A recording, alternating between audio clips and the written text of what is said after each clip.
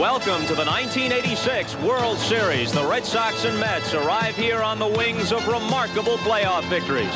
Their triumphs over the Angels and Astros were unforgettable baseball theater. And now the final drama in 7 acts or less. Hello, everybody. I'm Bob Costas, and this will have the feel of a true fall classic. Game time temperature 50 degrees. It'll be in the mid-40s by game's end. The pitchers for the Red Sox, 28-year-old left-hander Bruce Hurst. For the Mets, the 26-year-old Yaley right-hander Ron Darling. Now, Hurst, is interesting to note, actually struck out more per inning pitched this year than his teammate Roger Clemens. Here's a guy who had an ERA under 3, despite being a left-hander pitching at Fenway Park in a DH league. As for Darling, he was 15-6, but he had 13 no decisions, and his team won 11 of those games, so he almost always pitched well enough to give his team a chance to win. And on this chilly night at Shea Stadium, there would be no exception to that rule. Darling did pitch well enough to win. He struck out 8 Red Sox, including batting champion Wade Boggs. Here's Vin Scully. Well, Darling, who has had a high of 12 strikeouts, and he turned it in twice against the Dodgers with throwing strikes, and he's had the edge against the hitter at almost every at-bat. 0-2. Got him.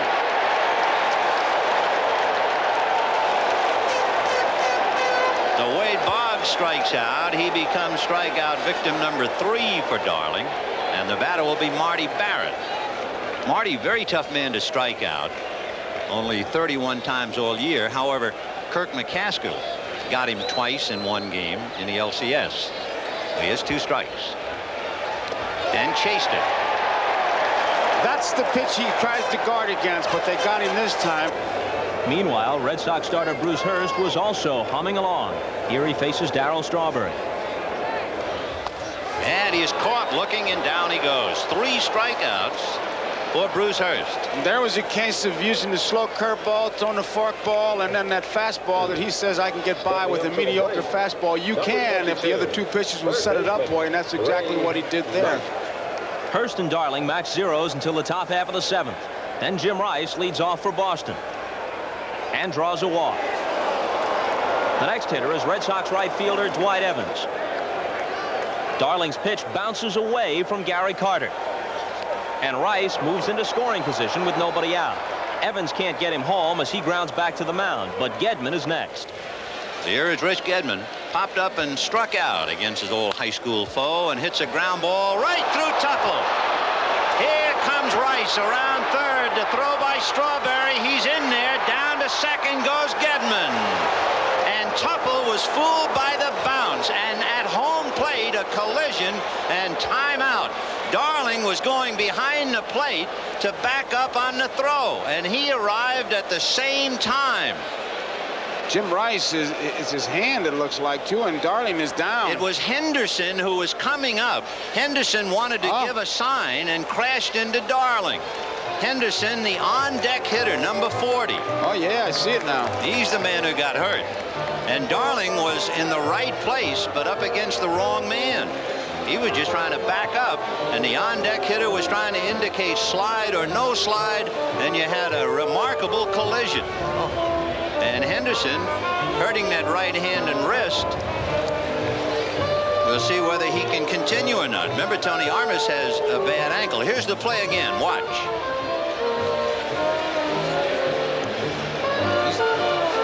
See, Henderson and Darling have already hit each other because Darling was in motion to get behind the plate, and Henderson was trying to get up there and indicate to Rice whether to slide or not. Boy, there's one for the books. That is really a freaky play. Meanwhile, Tuffle will draw an error, completely fooled on the erratic bounce. There's the collision. Now let's take a look at the ground ball, and you'll see what happened to Tuffle. He's down there, just didn't come up. We talked about the possibility of the bad hops, and he was there in front of it. And the throw, it misses the cutoff man. That cost him a base, and the man who showed real disgust was Hernandez, the cutoff man. Because now 1 out, double play is not in order, a man in scoring position, so one error shows up and the other error will not show up in the box score, but that's a big base that Gedman was able to pick up. Well, Henderson, who looks like the truck broke down on the way to the ballpark, is going to try and stay in there. That was a freaky play. I've never seen it. Hurst leads for a pinch hitter in the top of the ninth. The Red Sox don't score, and Calvin Schiraldi tries to protect the lead. The difference between the two teams, an unearned run. Got him, and the Red Sox have beaten the Mets in game 1, 1-0. The victory for Hurst, the save for Schiraldi, and as happened so often in '86, a tough luck loss for Ron Darling, this time on an unearned run. The next night at Shea for game 2, the pitching matchup everyone has waited for. Clemens against Gooden. No score, top of the third. Red Sox with a man at first, nobody out, and Clemens in the unaccustomed position of trying to bat. The last time, to our knowledge, that Roger Clemens swung a bat was in his junior year at the University of Texas. And you might be interested what his batting average was. He was not a big man on campus with the bat. Got the bunt down, but there's Hernandez, a one-hopper to Santana that gets away. A bad throw by Hernandez, and he didn't have to hurry it that much. And now the Red Sox are in business, first and second, and nobody out. That's the thing that surprises you. Look at Hernandez. He knows he's going to get the bunt, and he's going to take it right away from Gooden. He should set himself, but he threw it on a run for some reason. A one-hopper that could not be handled, and he had plenty of time, so that really comes as a surprise, and he really has to be upset with himself. That's such an easy play for a left-handed first baseman. There was no reason to jump in the air and throw, and now you can see his reaction to a bad play on his part. Yep.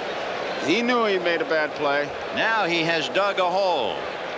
For his pitcher, first and second, nobody out. Boggs, Barrett, and Buckner coming up. 0-2 the count. Gooden with one strikeout. Got a bad play by Hernandez, so now he's struggling. And that's hit down the left field line. It is in there. Fair ball and going in the corner. In comes Owen.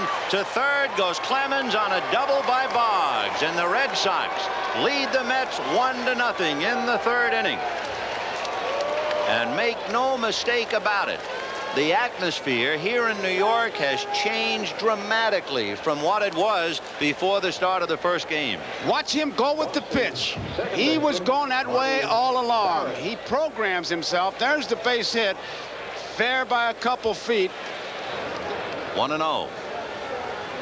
And that's hit into right field, and that's a base hit. In comes Clemens, holding at third will be Boggs, and you have first and third. 2-0 Red Sox in the top of the third inning. First and third for Bill Buckner, who hobbles to the plate in those high-top shoes. He drove home 102 runs during the regular season, but the Red Sox first baseman is really struggling with an excruciatingly painful ankle in the playoffs and World Series. But he's prepared to tack another one on against Gooden, and again, here's Vin. Off speed, and it's hit into right field for the base hit. In comes Boggs. Stopping at second is Barrett, and for a slumping New York Mets team, they're down 3-0. That slow curveball really surprises me because they had the gap between first and second, and it's really the one pitch that he can pull. Now, Hernandez kind of guarding that line, but it's in the hole. Boy, I would think they'd go with Smoke. No, I'll tell you one thing about it, Joe. I do know that one of the scouting reports said if you throw changes and off-speed stuff to Buckner, he will hit a ground ball. And they're thinking of the double play, but instead he singled to right. The Red Sox lead 3-0 in the last of the third, but the honeymoon is over for Clemens. Santana leads off with a single, and then... The interesting now with Dwight Gooden, he's not a bad hitting pitcher at all. The National League, they like to keep the ball down on him. He is also a good bunter. He has sacrificed 13 times, and that's what they want him to do in the air. Off the glove of Buckner. He is not going to have a play.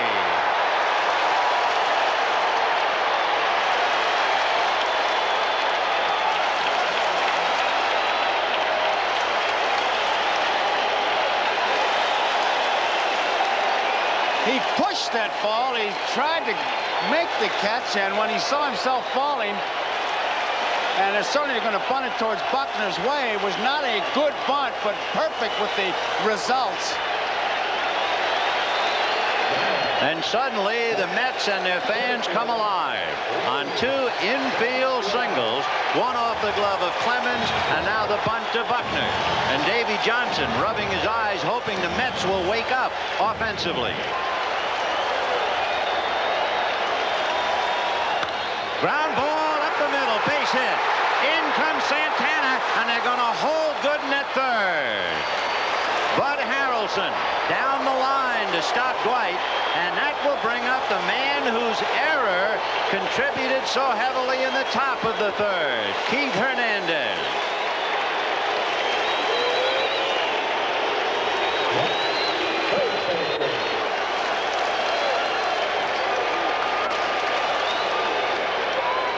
Fastball hit off the leg of Clemens. Over to get it is Boggs. Off balance throw, got him. And a fine play by Wade Boggs. Scoring is Gooden. It is now Red Sox 3, Mets 2. Oh, what a wonderful play by Boggs to be able to react like that. And the first question is, Clemens all right? He took a lick. And Boggs has to barehand that play. I tell you keep talking about his hitting, but he's worked hard on his fielding. And last night he made the play of the game, and he makes a beauty right here. The Mets score twice in their half of the third and get Gooden back into it at 3-2. But the doctor simply doesn't have it on this night.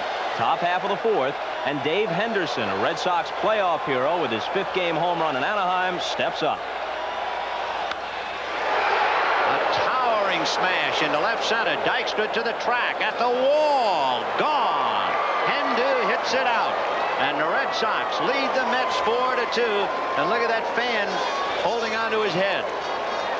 And there's nothing that'll deflate a ball club and pick up your own club more than what just happened here. The Mets came back and momentum is going with them, and now the first batter comes up. He says, hey, forget that momentum. I'm going to take it back, and he hits the home run, and you can see it on that Red Sox bench. He really answered the runs by the Mets with this tremendous home run. I mean, it was up there a long time. It could come down with some little ice caps on it.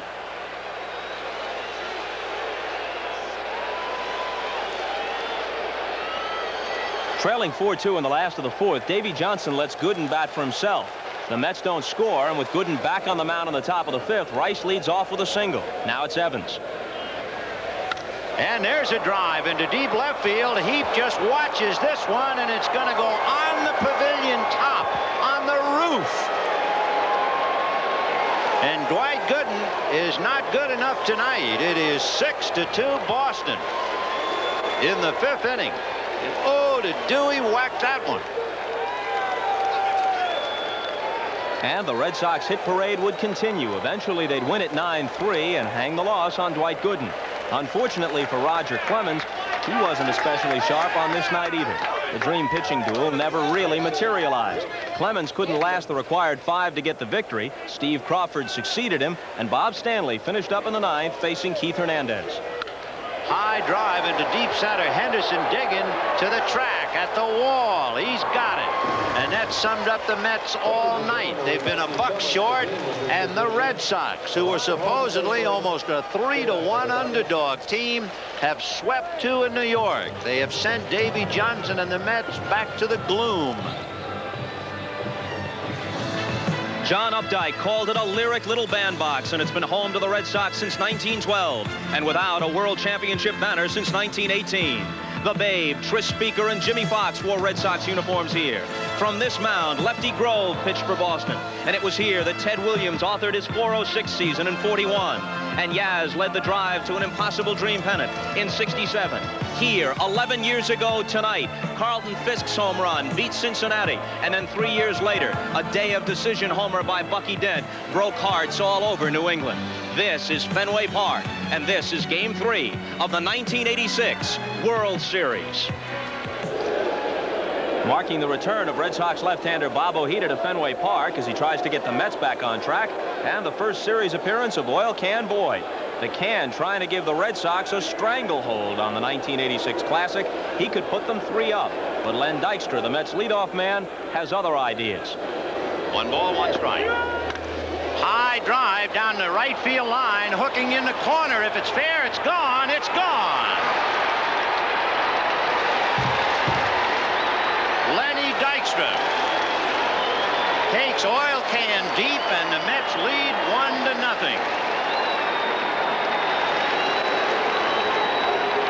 That's the kind of thing a ball club needs to get picked up. They jump out 1 man, 1 run, and that whole ball club, you can see that Met bench is waiting for him.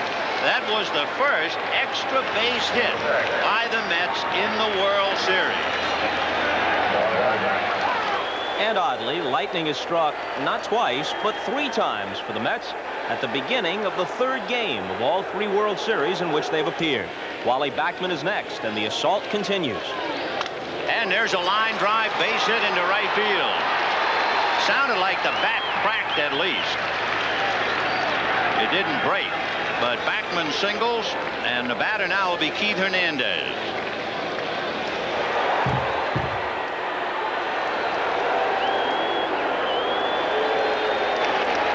And that's hit up the alley in left center. Going over to cut it off is Rice. Backman is not stopping, and he goes to third. And the Mets are in business, 1st and 3rd, and nobody out, with Carter, Strawberry, and Knight coming out. And John McNamara coming out of the Red Sox dugout. He knows that Oil Can Boyd has a history of early game troubles. And now the can has allowed Davy Johnson's Mets to claim their first lead of the series. But McNamara also remembers that in Game 6 of the playoffs at Fenway against the Angels, Boyd was knocked around early, but then was able to gather himself and eventually get the victory. Now he tries to do the same as he faces Gary Carter. 0-1. And he hammers it to left center, and that's going for a base hit into the wall. Backman will score. Hernandez to third, and Carter into second with a double, and the can is leaking in the 1st inning. To be sure, he's faced 4 hitters, allowing a homer, a pair of singles, and now Carter's double. 2nd and 3rd, nobody out. And here comes Strawberry, who so far has had a feast or famine postseason. A pair of big home runs in the playoffs against Houston, but he's also known his share of frustration. And he becomes the first out as Boyd fans him with a fastball right down the middle. Now 2nd and 3rd, 1 out, and here's Ray Knight. 0-1. Ground ball wide to third. Boggs has a play at the plate. They've got Hernandez and Carter, and Boggs will throw to third, and they'll now go after Carter. Owen now looks at third. He's going to lose the play. Everybody's safe. Oh, did they mess it up? I think that Gedman was the key to that play. There were 2 men at third base. Carter and Hernandez were going back, and Gedman gave the ball to Boggs, and Boggs realized 2 men were on. You'll watch it here. Now Boggs makes the play, sizes it up perfectly. Now they've got him hung up. Now Gedman hasn't hung up. Hernandez going back. He just runs him back. He's all right because Carter was right there. You can see that Owen starts to chase him back. And here's where they lose it. Right now you ask for the salt and pepper, take a bite out of it. I tell you, year in, year out, day in and day out, the biggest disappointment I think you get in watching big league teams, how often they mess up a rundown play. Hernandez, Carter, and Knight all out on the line. And there's a line drive base hit. That was an expensive mess up by the Red Sox. Carter will score with Hernandez. It is 4-0 New York. So Danny Heath, the designated hitter, lines to center to drive in 2, and the Mets have gotten the drop on the Red Sox. And taking some of the pressure off Bob Ojeda. The former Boston left-hander freely admitted before the game that he didn't always feel so comfortable when pitching at Fenway in the past. But now he's been staked to a 4-0 lead, and he's got his good stuff, catching Jim Rice looking to open the last half of the 2nd. Yeah, Jim, it was in there. The next Red Sox hitter is Don Baylor, and that's noteworthy because with the designated hitter rule not in effect in the National League Park in this World Series, it's Baylor's first plate appearance of the Fall Classic. After a rousing ovation from the Boston fans, Baylor prepares to make his first swing count against Ojeda. And that's hammered to left field, high and deep and off the wall. Mookie Wilson playing it into second base, and Baylor is in there with a double.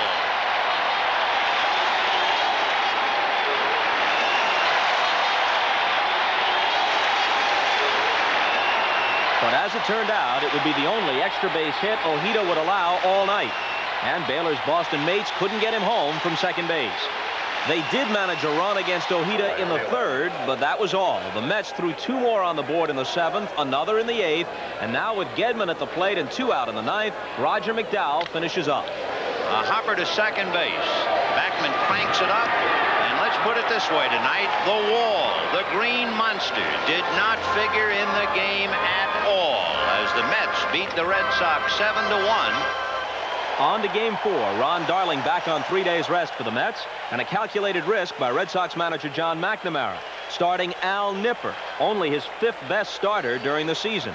The idea is to get a little extra rest for Bruce Hurst, who'll start Game 5, and Roger Clemens scheduled to go in Game 6. Meanwhile, against Darling, who pitched so well in the opener, the Red Sox load the bases with 2 outs in the bottom half of the 1st. The hitter is Dwight Evans.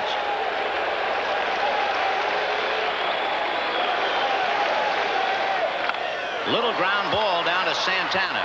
He shovels to Backman, and the inning is over, and the Red Sox come up empty. A cluster of balloons suddenly appears with the sign "Go Sox," and that'll hang over the infield for a while.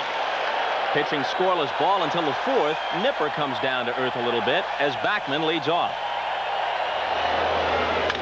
Shot up the middle, deflected by the glove and the mound. Slowed out into center field, and Backman holding. After Keith Hernandez is retired on a ground out, Gary Carter gets his chance against Nipper.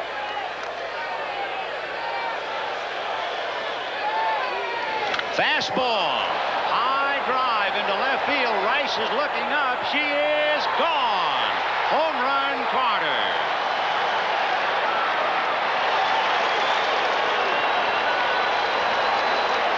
Now that's the art of hitting.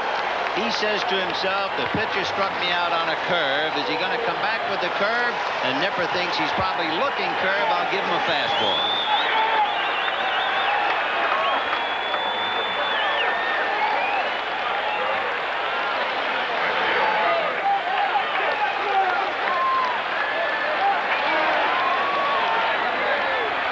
Here's Strawberry. He goes the other way with that outside pitch, and this time it pays off.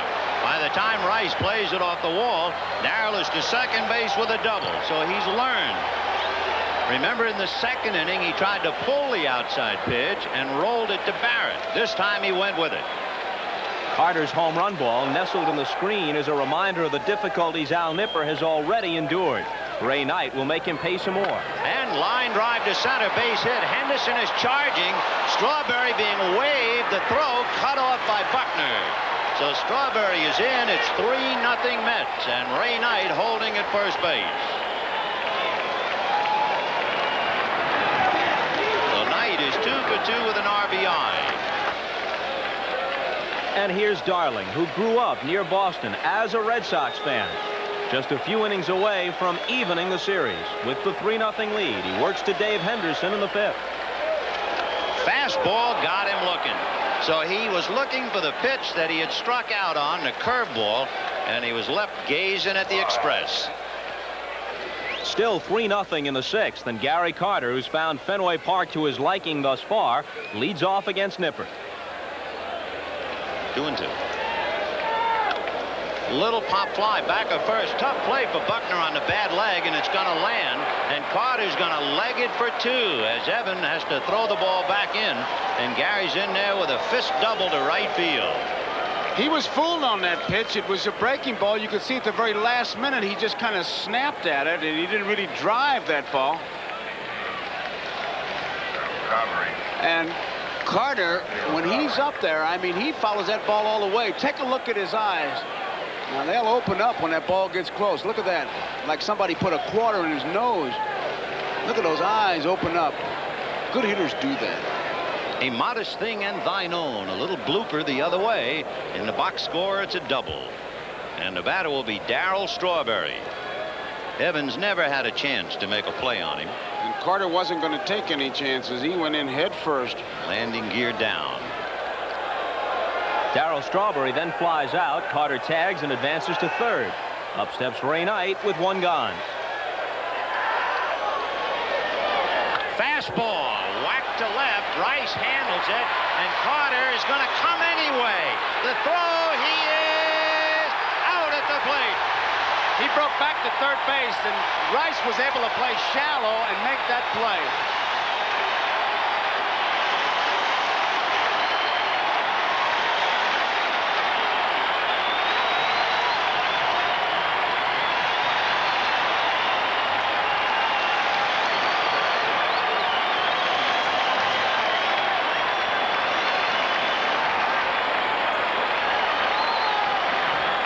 Rice really didn't get rid of that ball that well. I mean, he had a little trouble gripping it, but I think one thing that helped was Carter kind of broke in. There are a couple things that made the play for the Red Sox. One thing, Rice is in shallow, and as soon as that ball's hit, Carter is off the back. Now he goes back, but it's too late. And Rice, playing shallow, gets off a throw all the way on a fly to Gedman, and Gedman forces Carter to slide in. He's almost closer to first base than he is to plate, and now he tries to tag it, but it's too late. I can't believe he would try to come in on a line drive to shallow left field. Gedman stayed right with him as he tried to hook inside and avoid the tag. But Gary really made an error of judgment. Harrelson had nothing to do with that. Carter looked at the left fielder, and he made the decision to go. So the Mets are burned by Carter's base running mistake, but in the bottom half of the sixth, trailing 3-0 with Dwight Evans aboard and 2 out, the Red Sox catcher returns the favor. Fastball hit down the left field line. That's going to be against the wall. Mookie plays the bounce. Into third goes Evans. A throw to second, and they got Gedman. And both catchers have run themselves out of an inning. Where Gedman was going, they shot him down. No runs, 1 hit, a man left. At the end of 6, 3-0 New York. To the top of the 7th, and with 1 out, switch hitter Mookie Wilson to the plate. Steve Crawford on the mound for Boston in relief of Al Nipper. And Wilson bounces one over Crawford's head and by the lunging Spike Owen into center field for a base hit. That brings up Lenny Dykstra, who had a home run in Game 3 and has turned into a long ball threat throughout the playoffs and series. High fly ball into pretty deep right field. Back goes Evans on the track at the wall. Leaps, he can't get it. Home run for Dykstra. And what a picture Evans paints in right field. He got that ball inside. He got the other one outside. He missed the strike, and he gets this one inside, and the little guy just turns on it and pumps it into the seats. Lenny Dykstra, who inspired the Mets with a first-inning home run last night. And all you really have to do is look at Dwight Evans for the whole story. It's worth more than 1,000 words. You got a glove on it. Now look. There it is. That's the picture.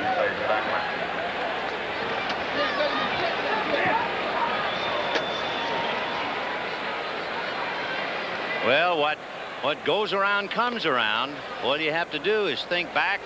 Anaheim Stadium in Southern California. Dave Henderson, Bobby Grich, the long drive to center. Henderson getting his glove on it and spilling it over. And now Evans is hit by the same thunderbolt, and it's 5-0 New York. Top of the 8th, and the rich get richer. Here's Carter, who's already doubled and homered. And he's hit another one. A towering smash. Rice never even moved. Curveball. And that one went over the screen and landed on Lansdowne Street. So Gary Carter's second home run tonight, and the third home run for the Mets. And it is 6-0 New York. Oh, was that thing hit? Was it Rice? It was like somebody had poured concrete and made him a statue. He never even moved. It's a breaking ball. And you talk about hitting it a long way. He fouled off the fastball, the curveball, a high towering drive. No netting going to stop that. Look out, cars. Out into the Boston night. 6-0 New York as Carter embraces with Lee Mazzilli in the dugout. Darling works 7 strong shutout innings before giving way to Orozco in the 8th. Jesse's touched up for a pair of Boston runs, but it makes little difference. Here he is a strike away from finishing it for Darling. And he chased the sinker. Down he goes, and that's that. As Orozco strikes out Rice, and the Mets have caught the Red Sox at Fenway Park. And the series is tied 2 games apiece. And the strange pattern continues as the home team, through 4 games, is yet to win one. The 5th is also played in Boston, and the pitching matchup, Dwight Gooden hit hard by the Red Sox in Game 2 at Shea against Bruce Hurst, a 1-0 winner in the opener in New York. As they did in the 4th game, the Red Sox load the bases, this time against Gooden, with 2 out in the last of the 1st. And as was the case in Game 4, the hitter is Evans as the Red Sox try to get on the board early. And as a high fly ball to left, Mookie has a play. And the Sox begin tonight on a sour note as they strand 3. But for Gooden, the reprieve is only temporary. In the postseason, Gooden would make 4 starts. He'd go 0-3 with a no decision thrown in. In truth, against Houston in the playoffs, he'd pitched well, but in tough luck. In the series, he simply didn't have it. Here's Henderson in the 2nd. Fastball whacked into right center, base hit. A late break for Strawberry, and he can't pick it up. Dykstra falls down. Henderson for 3. He is in there.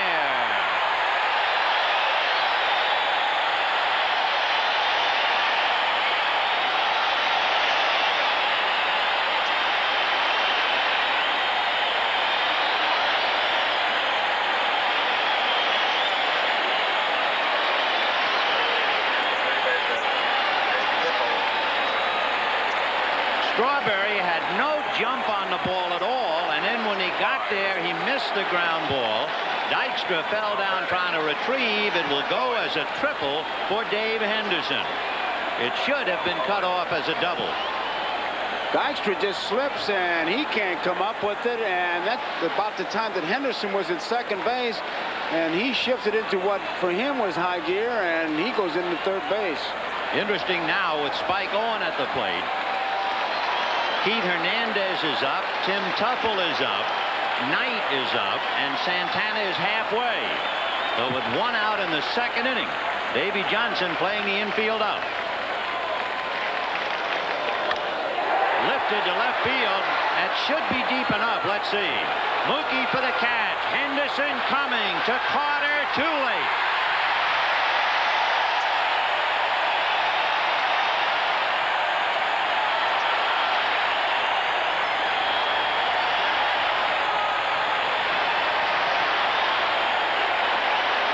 They're going to run on Mookie Wilson's arm. You can see he was back there ready to go, and it's not close at all.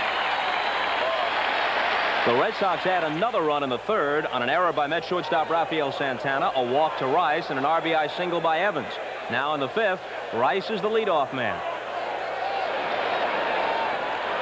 Curveball hit in the air, and Dykstra on his horse, and the wind is blowing it in off against the bullpen. Rice is on his way to 3rd, and Strawberry's throw not in time. A wind-blown triple that was almost a home run.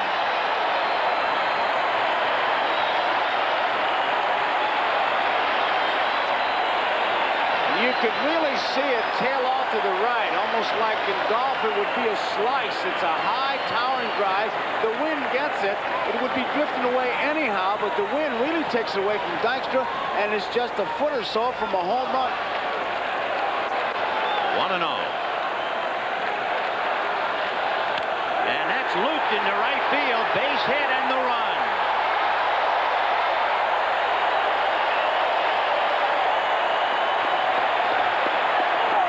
Jam him with the fastball.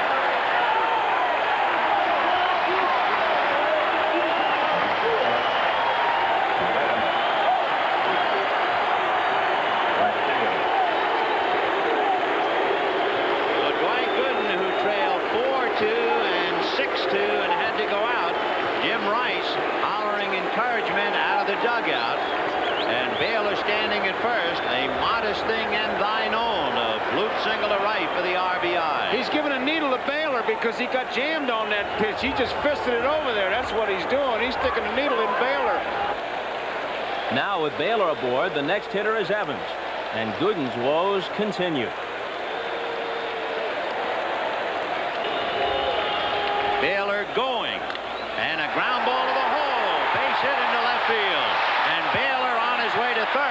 And Mookie throws it back into second. And still nobody out.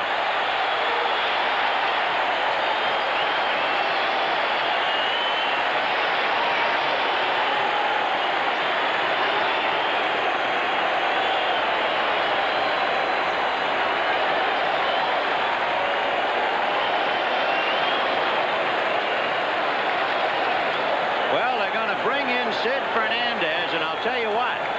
You've got to figure the Mets are in a lot of trouble. They are trailing 3-0 in the fifth. Johnson is bringing in a man he did not want to use at Fenway Park, Sid Fernandez, and game 6, they go against Roger Clemens. 3-0 Boston, trying for more in the fifth inning. A shot by the inside of Ray Knight and in the corner. Baylor scores. Evans to third. Into second goes Henderson. 4-0 Boston.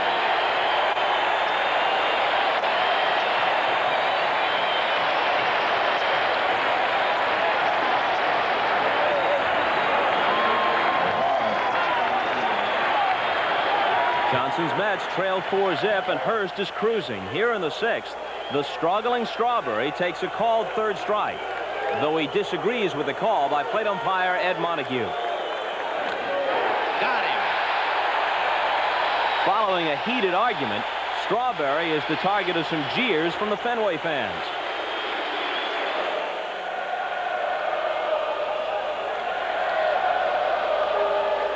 But many of the boos turn to cheers after the straw man offers this response.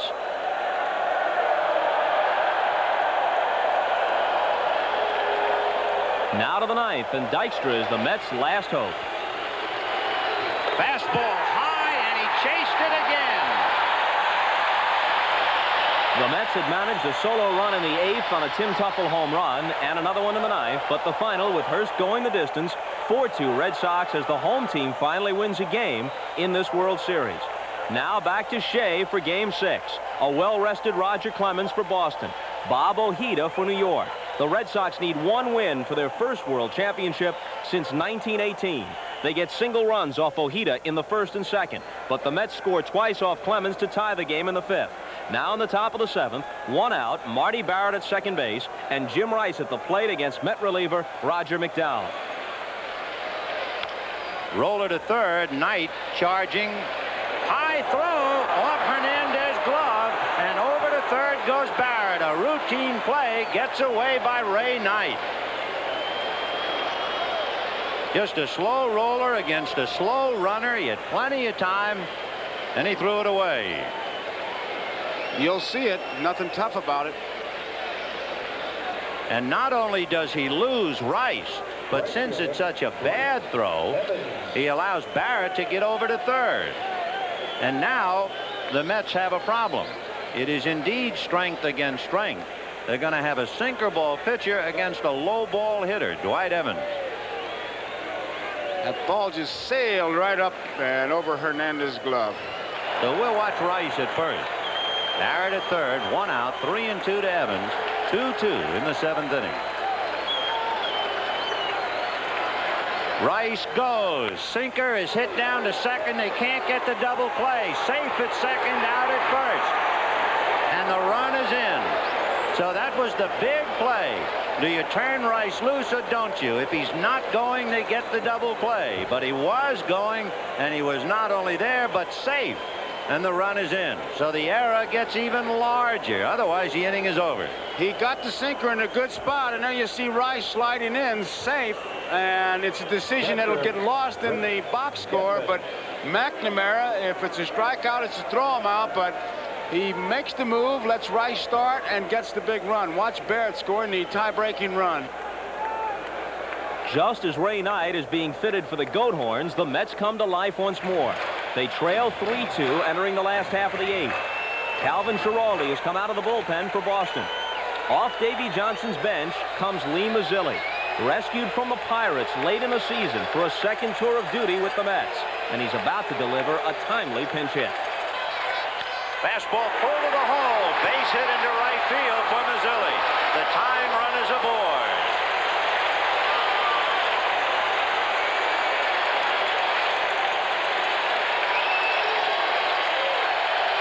Here's Dykstra in a sacrifice situation.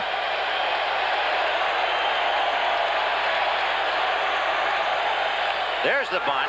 Schiraldi's going to go to second in the dirt. Everybody's safe.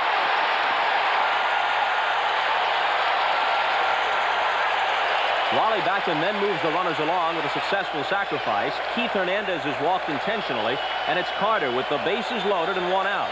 The count goes to 3-0, and Davy Johnson gives him the green light.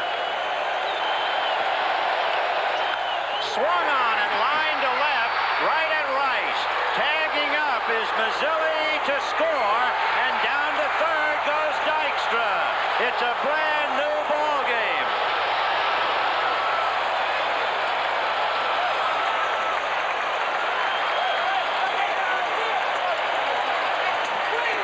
That's it for the Mets in the 8th, and in the top half of the 9th, the Red Sox don't score either. John McNamara looks on as Ray Knight leads off in the last of the 9th, and Schiraldi walks him.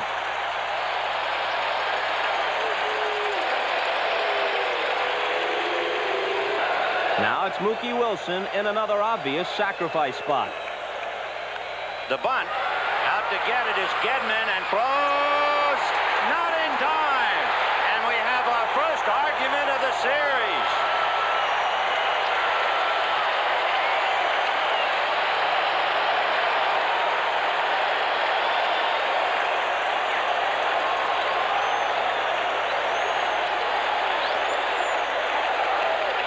He was on the bag, John said.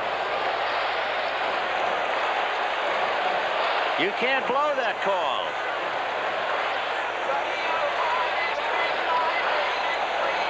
On that blast bag. Why?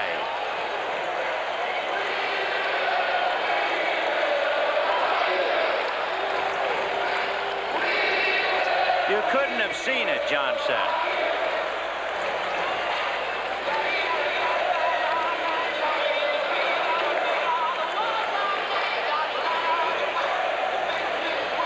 Here it is again. You be the judge. What the Red Sox contention was to Jim Evans, you couldn't have seen that Owens was on the bag. And Jim Evans said, I saw it. And the Sox said you couldn't have seen it if you called him safe. Apparently they wanted Evans to talk to another umpire. Here's the play. You can see him coming off the bag. Though Jim Evans was right there to call it. And now the Mets have first and second and nobody out in the bottom of the 9th in a tied-up game. Howard Johnson is sent up to bat for rookie shortstop Kevin Elster. After failing once on an attempted bunt, he gets the hit sign. Ground ball foul to Bill Robinson. Surprising. They have Hojo up there swinging. Bottom of the 9th and nobody out. Then you have a left-hand hitter, Mazzilli, on deck. Then another left-hand hitter, Dykstra and Backman. So Davey has rolled the dice with Howard Johnson. 1-2.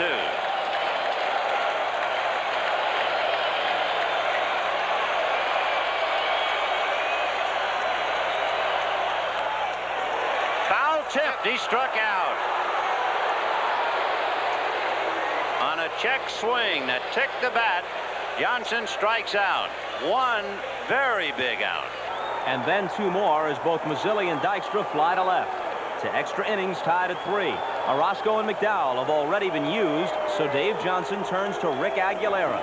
The first man he faces is Dave Henderson. And a drive to left. Going back on it is Mookie Wilson, and this one is gone. Henderson has done it again. And a note on Rick Aguilera. He gives up the most home runs on the staff.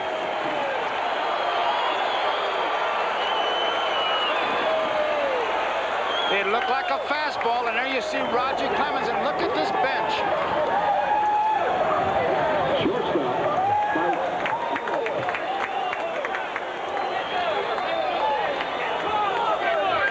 And it is 4-3 Red Sox on the lightning-like home run of Dave Henderson.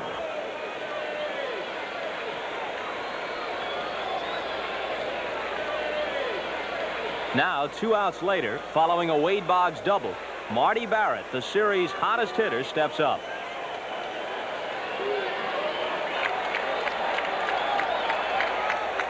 And it's hit into center, base hit. Dykstra charging. Here comes Boggs. He will score. The throw backed up by Aguilera, and Barrett goes to second. And it is 5-3 Red Sox. And what a big run that was. Calvin Schiraldi trying to finish off the Mets and the 1986 baseball season. And he takes the first step toward doing that as Backman flies softly to Rice in left. 2 outs from the World Championship. The champagne and the Commissioner's Trophy are sitting in the Red Sox clubhouse. Here's Keith Hernandez.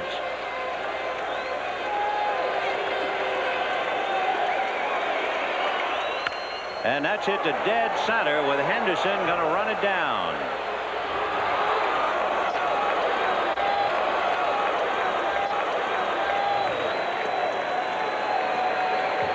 And Roger Clemens hoping for that last out. Lined into left field, base hit for Carter, and the Mets are still alive.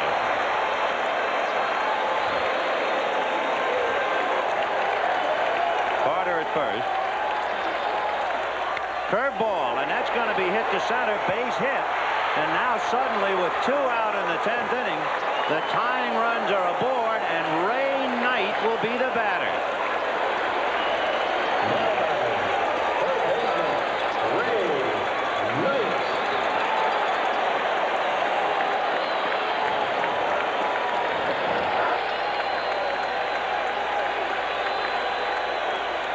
And that's going to be hit into center field, base hit. Here comes Carter to score, and the tying run is at third in Kevin Mitchell.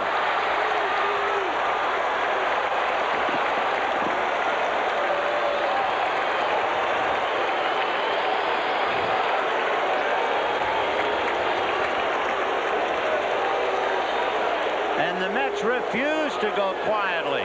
With 2 out, they come scrambling back with consecutive hits by Carter, Mitchell, and Knight. And John McNamara goes to the mound. 5-4 Red Sox, and he's also going to the bullpen. He wants Bob Stanley to pitch to Mookie Wilson. You have the tying run 90 feet away in Kevin Mitchell, and the possible winning run at first in Ray Knight. And here's Mookie. And it's going to go to the backstop. Here comes Mitchell to score the tying run, and Ray Knight is at second base.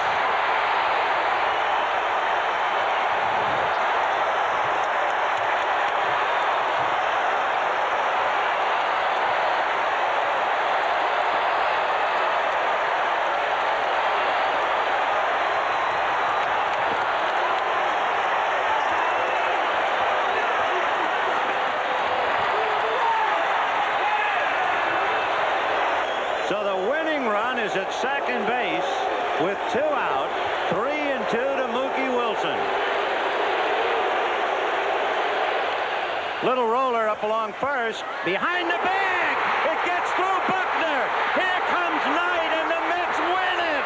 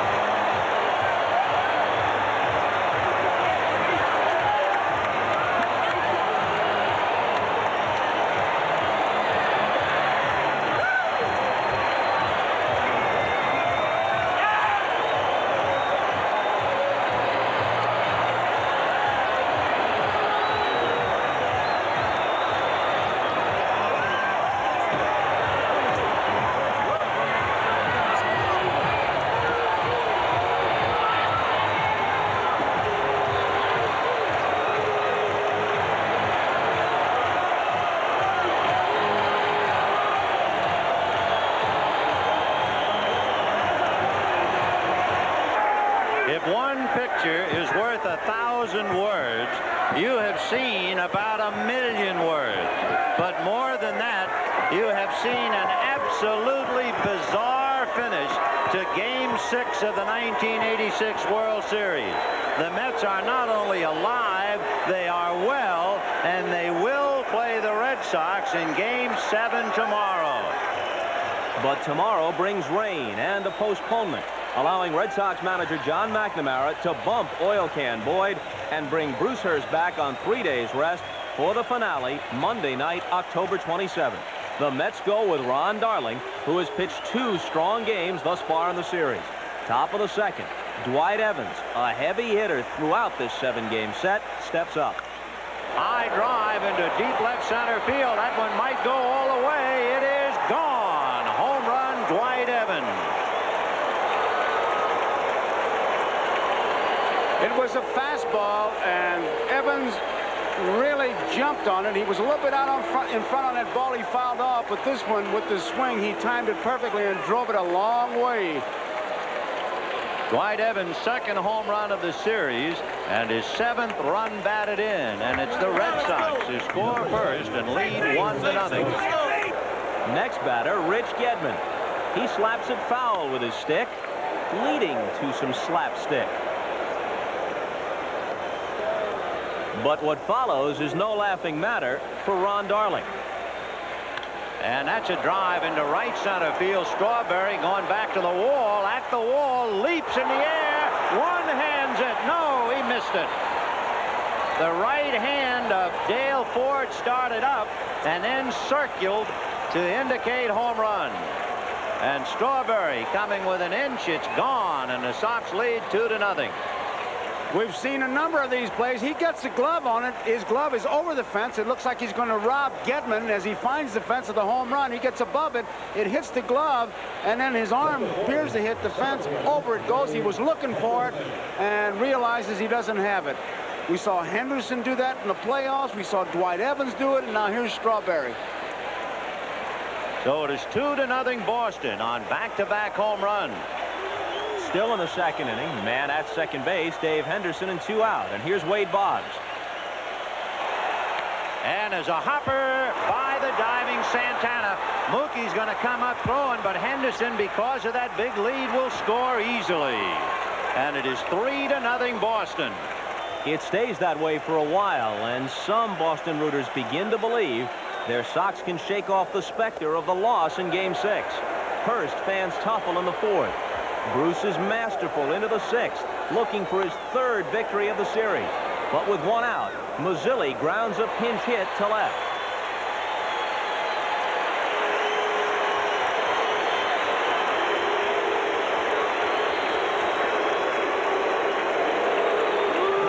So Mazzilli is trying to do tonight what he did successfully Saturday night as a pinch hitter and ignite his ball club.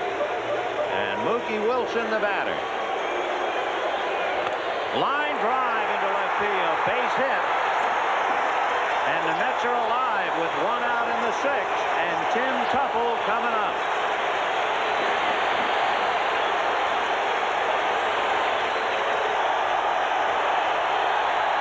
And they're all out on a 3-1 count. Ball 4 to load the bases.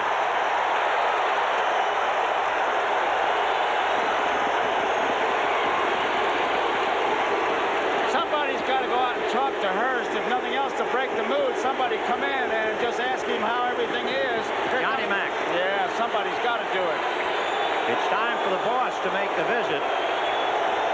Keith Hernandez has lined out to center and flied deep to right. He'll be the hitter.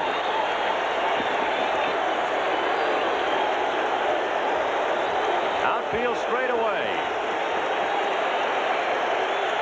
Fastball hit into left center field. Base hit.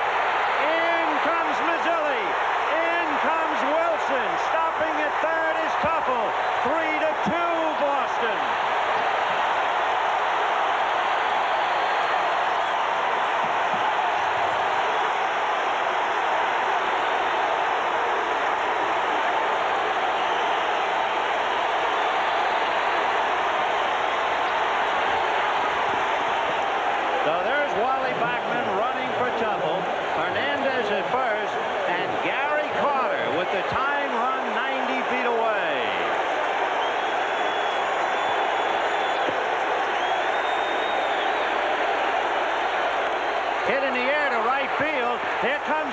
Evans. It's gonna be caught. No, he didn't hold it.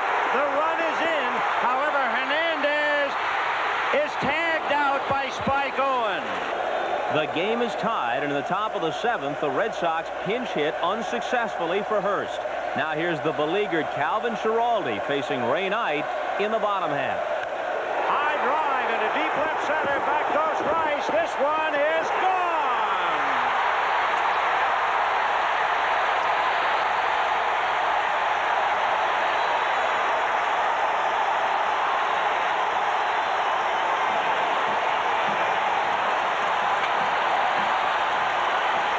But the Mets are not finished. They jump on Schiraldi and then Joe Sambito for 2 more in that 7th inning and lead 6-3. Do McNamara's Sox give up? No. Buckner singles, then Rice singles, and it's Evans with 2 on, nobody out. And that's going to be hit into right center field. That's a base hit. And even Buckner on one leg will score easily. And let's watch Rice. They're going to wave him in. Backman has no play, and the Sox have come back with 2, and the Mets lead is now 6-5. But then a hard liner by Gedman is caught by Backman at second, and the Red Sox fail to get Evans home. They still trail by 1 as Strawberry leads off against Nipper, last of the 8th. High drive into deep right field. Evans back at the wall. Gone.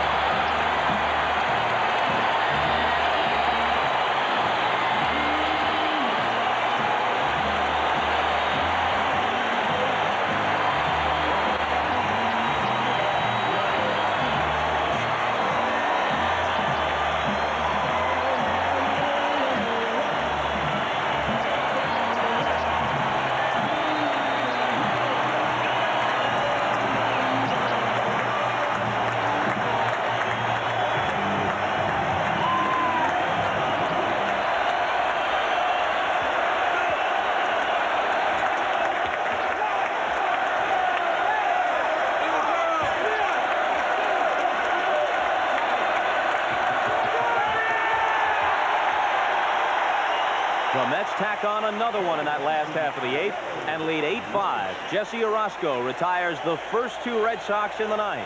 And now it's Barrett. Got him.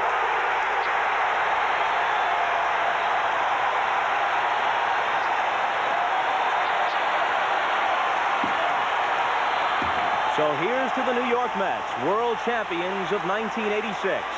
But even as we salute them, respect and admiration for the gallant and seemingly always star-crossed Red Sox, who had a similar comeback of their own in the playoffs against the Angels, and who came closer than any team ever has to a world championship without getting it in 1986. That title, that trophy, belongs to the New York Mets.